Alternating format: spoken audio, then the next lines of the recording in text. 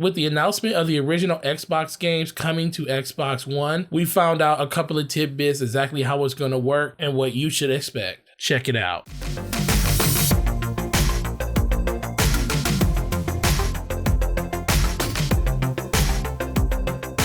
What up everybody, it's your boy Nautical back at it with another video. So Microsoft's come out and actually stated that original Xbox One games will work on the Xbox One. This is something that we've probably seen coming, even though it was a really big surprise because it got the biggest ovation in the crowd at the E3 Microsoft conference than anything else they did. It was pretty cool to actually witness it because I am a huge fan of some of the original Xbox games. Now, granted, I may not go back and play them. That's not the type of gamer I am.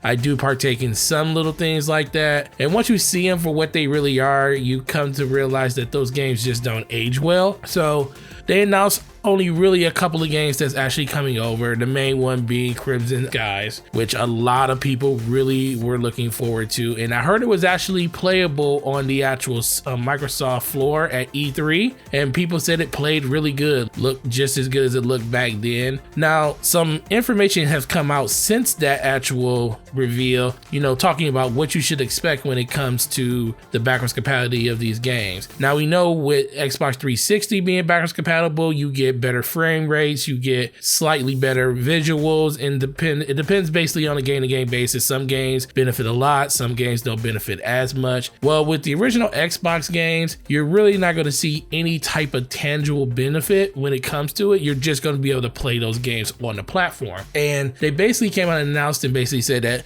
all of the games are going to run in their 4:3 aspect ratio, which is the original one that they came with. Don't expect any bump up to 16:9 or even 4K. So be prepared to play on a little small box in the middle of your 4K TV if you have one, or even in the middle of your 1080p TV. It's just going to be a box in the middle of the screen. They also said there's not going to be any achievements coming over to these games. Now, I know a lot of people were probably going to be hoping that that was something they were going to do, but they basically said that it's something they could do, but honestly, it's more work than it needs to be, and they will have to do that on a game-to-game basis. So don't expect that. They pretty much just shot it down right in the beginning. And the last thing is no multiplayer support, which is kind of crazy. You know, all those games mostly had multiplayer, and especially games like Mechasaw and even the original Halo. I know they remastered it for Xbox One and they'll probably expect you to play it there, but it's something about playing on that original disc, because I do have that original disc still. And they came out and just basically plain black and said it like, hey, not gonna be any type of multiplayer features when it comes to these games. So